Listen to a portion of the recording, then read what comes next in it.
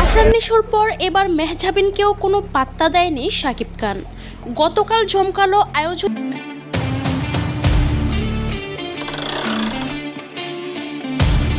পর এক তারকার আগমন, ঝলমলে লাইট আর স্টেজ কাঁপানো পারফরমেন্সে জমে উঠেছিল অনুষ্ঠান।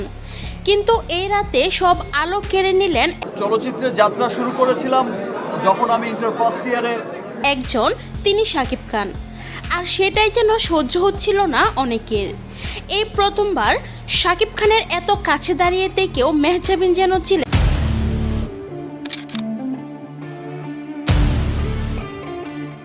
একদম অদৃশ্য। দূর থেকে তাকিয়ে তাকিয়ে দেখছিলেন শাকিবকে।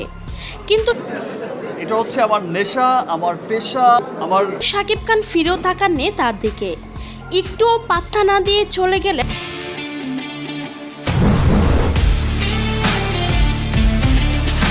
তার পাশ কাটিয়ে। এই অনুষ্ঠানে আফরান নিশোকেও সেম পজিশনে রাখলেন শাকিব খান। আমার শখ কিন্তু এখনো পূরণ হয়নি, আর এটা আমার শখ না।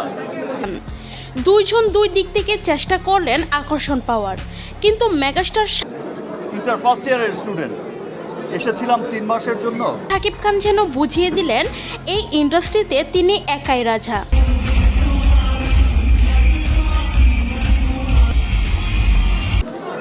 হয়ে গেছে 25 বছর।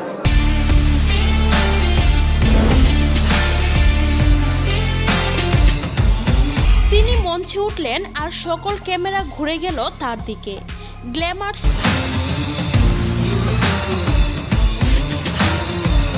স্টাইল আর কারিশমা, এক কথায় শাকিব যেন আগুন।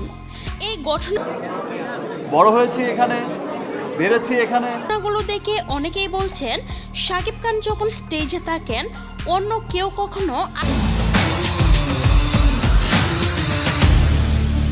প্রতিষ্ঠান একজন megastar. So viewers, Afran Nisho ও মেহজাবিন বন্ধু হয়েছে এখানে, শত্রু হয়েছে এখানে।